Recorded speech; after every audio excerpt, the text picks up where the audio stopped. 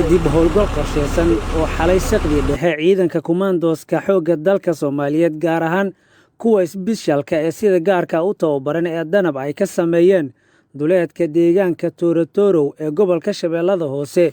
ayay ku qaarijiyeen horjoogayaal iyo maleeshiyaad ka tirsan argixisada Al-Shabaab. Howlgalka ujeedkiisu ahaa in la soo ciribtiro horjoogayaal iyo maleeshiyaad ka tirsan argixisada Al-Shabaab oo dhibaato baan ku haya shacabka ku dhaqan gobolka Shabeellada Hoose isla markaana ku dhuumaaleysanayay duleedka deegaankaasi Toorotorow ee gobolka Shabeellada Hoose. howlgalka qorsheysan ayay ciidanka kumaandooska gaar ahaan kuwa isbishaalka ah ay ku dileen 8 isugu jira horjoogayaal iyo maleeshiyaad ka tirsan argixisada Al-Shabaab kuwaasi oo ka mid yahay horjooge Al-Shabaab u qaabilsanaa diyaarinta qaraxyada. Taliyaha ciidanka xoogga dalka Soomaaliyeed Sareeye Guuto Odawa Yuusuf Raage ayaa idaacadda codka ciidamada qalabka sida ee Soomaaliyeed u sheegay in horjoogayaasha la dilay ay ahaayeen kuwa dhibaato badan ku hayay ummadda Soomaaliyeed isla markaana ciidanka xoogga dalka